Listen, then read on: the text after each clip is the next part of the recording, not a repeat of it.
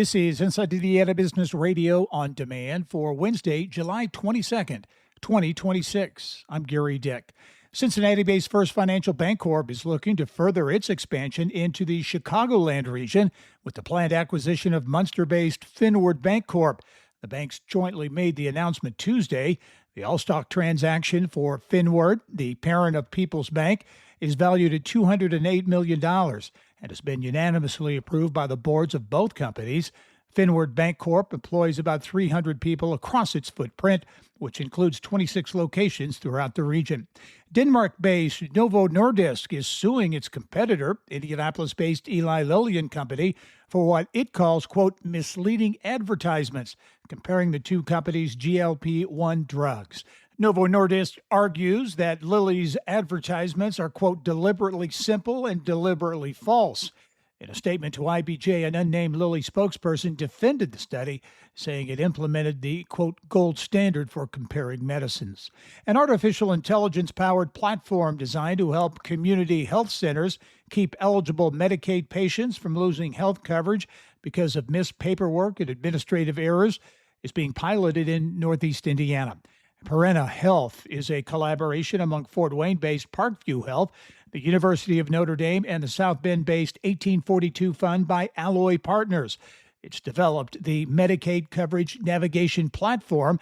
Alloy Partner CEO Elliot Parker. This seems like low-hanging fruit. It seems like something we ought to fix, and we can build a great business around to do it. It's right in line with how we think about things at our 1842 fund. Let's make some good change in the world, help people that create businesses that are self-sustaining in the process.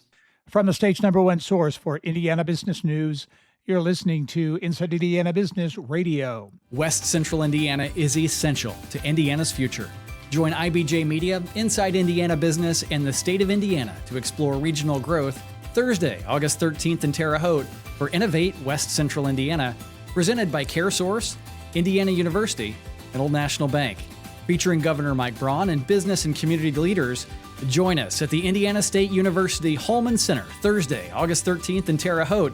RSVP now at ibj.com/innovate. A biopharmaceutical company has agreed to settle with the Indiana Public Retirement System and a class of investors. The proposed $69 million settlement resolves claims that ChemoCentryx, along with its former president and CEO, repeatedly made false representations about the design and safety of the company's vasculitis drug, Avacopan, and its communication with the U.S. Food and Drug Administration.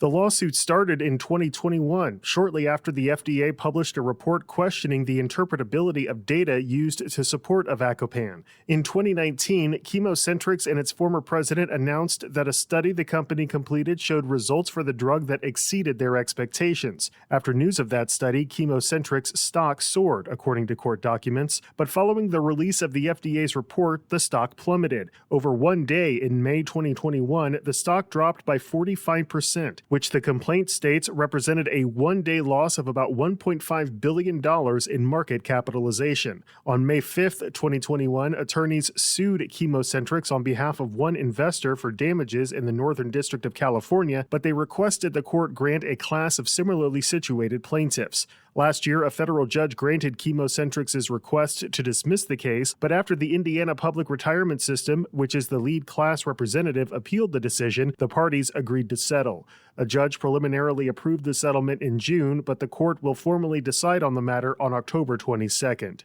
Alex Brown, Inside Indiana Business Radio. Officials in Columbus have marked the grand opening of the nonprofit Advanced Machine and Vehicle Innovation Center, or AMVIC. The $2.1 million facility is dedicated to the testing, validation, and deployment of next-generation commercial vehicles, machines, and power systems. The Porter County Community Foundation has announced the launch of Energize Porter County, an initiative aimed at boosting local organizations as they work to complete transformational projects. The foundation has committed $1 million for the initiative, with 6 nonprofits being selected to potentially unlock matching funds to help complete capital projects. A $5 million grant from Lilly Endowment will drive an initiative to reimagine the Sidney and Lois Eskenazi Museum of Art at Indiana University to broaden its appeal and deepen its relationship in the community.